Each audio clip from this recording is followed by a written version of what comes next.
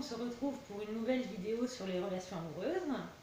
Donc dans cette vidéo, je vais vous donner 7 conseils pour vous préparer à vivre une relation amoureuse épanouissante. Donc mon premier conseil, c'est d'accepter votre responsabilité dans votre situation amoureuse actuelle.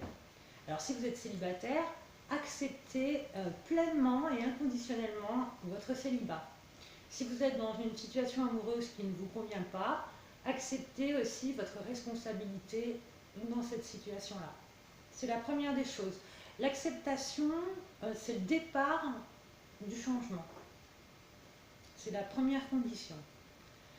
Le deuxième conseil que je vous donnerai, c'est d'arrêter de dire ou de poster sur Internet des phrases du style « oui, tous les hommes sont infidèles » ou « toutes les femmes sont des profiteuses ».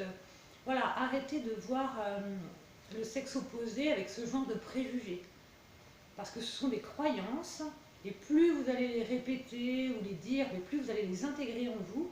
Et comment voulez-vous après rencontrer quelqu'un qui va vous convenir si intérieurement vous pensez que tous les hommes sont comme ci et que toutes les femmes sont comme ça? C'est pas possible. En fait, on va attirer les gens en fonction de nos croyances. Donc si vous croyez que tous les hommes sont infidèles, il ne faut pas vous étonner de tomber toujours sur des hommes infidèles. Donc faire attention à ce qu'on véhicule sur l'autre sexe. Et savoir que de toute façon, au-delà du sexe qu'on a dans cette incarnation, on est tous des êtres humains. Et que tous les êtres humains ont ce même désir d'aimer et d'être aimés. Qu'on soit un homme ou une femme, on a tous envie de pouvoir offrir de l'amour à quelqu'un et aussi de le recevoir. Donc arrêtez les préjugés sur l'autre sexe. Et cette dualité homme-femme, ça n'a pas de sens. Les hommes sont des femmes comme les autres. Si on sait les voir d'une certaine façon, les hommes ont aussi en eux cette énergie féminine. Et justement, je pense que notre rôle, nous, en tant que femmes, c'est peut-être de les aider à développer cette belle énergie féminine. Et chez les femmes, nous aussi, on a une énergie masculine. Et c'est important aussi de la prendre en compte et de la valoriser, cette énergie masculine.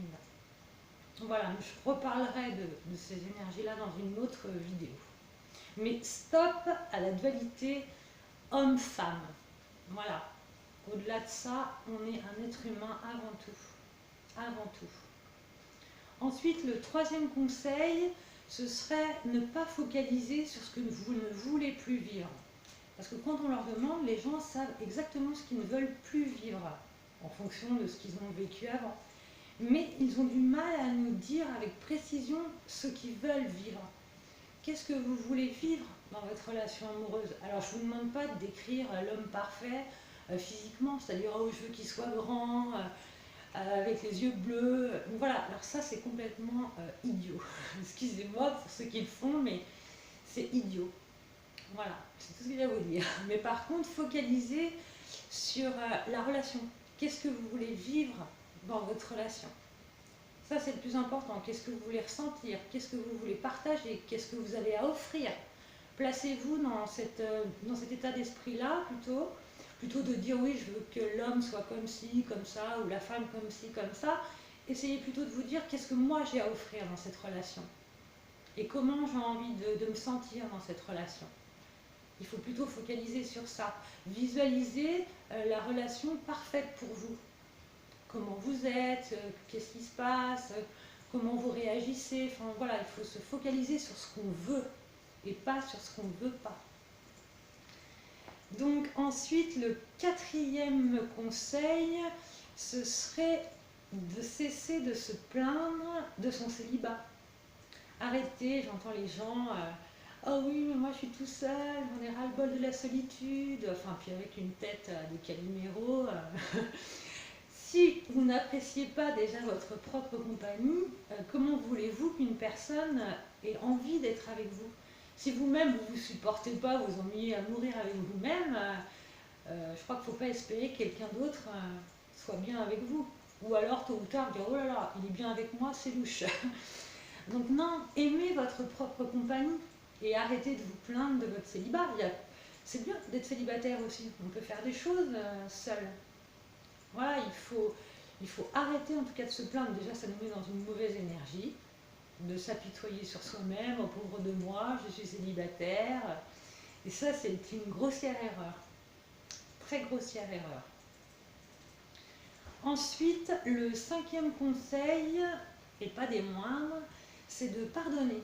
Alors de pardonner à vos anciennes relations amoureuses, donc ça c'est très important, mais aussi pardonner à votre père et votre mère, car les parents, c'est la première relation amoureuse que l'enfant il a finalement, la première relation d'amour on va dire. Et souvent les gens se plaignent qu'ils n'ont pas reçu de leurs parents l'amour qu'ils auraient voulu recevoir, et du coup ils vont chercher à compenser ça dans leur relation amoureuse. Donc c'est pareil, si vous n'avez pas fait la paix avec votre père, votre mère et vos anciennes relations amoureuses, eh bien, il y a de fortes chances pour que vous reproduisiez ces schémas-là avec vos futures relations, parce que tout ce qui n'a pas été résolu de toute façon reviendra. On est dans une période là, une époque où on doit justement purifier les choses pour avancer. Donc tout ce qui n'aura pas été résolu reviendra. Donc tant qu'à faire, prenez chacune de vos anciennes relations et appliquez-vous à pardonner. Je vous donnerai une méditation justement à faire aussi, une méditation guidée pour vous aider à pardonner, mais vraiment pardonner avec le cœur, pas pardonner avec la tête. Parce que des fois on se dit oui, donc je vais pardonner, oh oui je pardonne, nanana. Mais en fait ça ne fonctionne pas comme ça. Il faut véritablement ressentir le pardon et que le pardon vienne du cœur. Et de toute façon on sait, un pardon qui vient du cœur, il va libérer une énergie et une compréhension des choses que le pardon mental ne fera pas. Et ça, on verra plus tard comment le faire. Donc le sixième conseil, c'est d'arrêter d'être un mendiant de l'amour. Alors le mendiant de l'amour, il va accepter les compromis, il va être dans la séduction, il va faire mille et une courbettes. Et le but, c'est d'être aimé. En fait, les gens qui se comportent comme des mendiants de l'amour, ils n'osent pas être authentiques.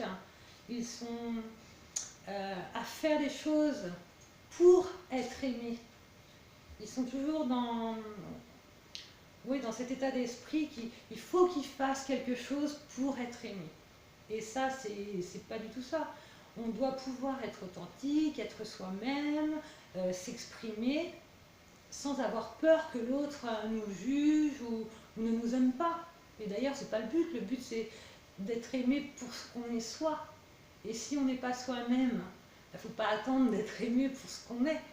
Donc c'est pour ça que la séduction, on dit oui, il faut jouer le rôle de la séduction et tout. Je ne suis pas d'accord. Moi, si on est dans le rôle de la séduction, on ne peut pas être authentique. Puisque dans le rôle de la séduction, on n'est pas soi-même.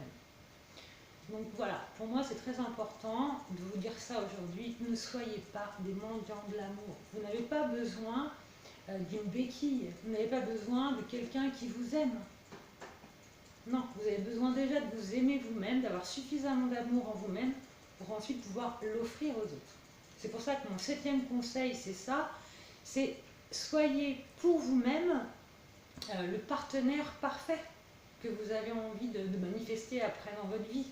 Mais soyez déjà vous-même votre propre partenaire. Si vous avez envie d'être réconforté, réconfortez-vous vous-même. Si vous avez envie qu'on vous fasse un compliment, faites-vous vous-même d'abord ce compliment. Si vous avez envie de bienveillance, de tendresse, apportez-vous ça à vous-même d'abord. Comme ça, vous sentirez que vous êtes entier, que vous êtes complet, et vous ne chercherez pas à l'extérieur cette complétude en fait. Vous l'aurez en vous. Et quand vous rencontrerez quelqu'un, vous partirez vous aurez quelque chose à offrir. Et vous n'attendrez pas des autres. Si on vous offre quelque chose en échange, c'est merveilleux, mais vous ne serez pas dans cette attente névrotique ou dans cette dépendance affective, et vous n'aurez pas d'attente que l'autre vous donne ci, vous donne ça. Non, vous serez dans l'authenticité et vous aurez à offrir de l'amour. Mais cultivez d'abord l'amour en vous pour ensuite pouvoir l'offrir. Et ça, c'est un beau cadeau que vous vous faites à vous-même déjà et que vous faites à la personne que vous allez rencontrer. Voilà, donc j'espère que vous avez bien retenu les 7 conseils. De toute façon, vous pouvez re-regarder la vidéo si vous manque quelque chose. Si vous avez des questions, n'hésitez pas à me les laisser en dessous de la vidéo, j'essaierai de répondre. Et vous pouvez aussi me rejoindre sur les réseaux sociaux, enfin Facebook. Parce que voilà, et je vous remercie.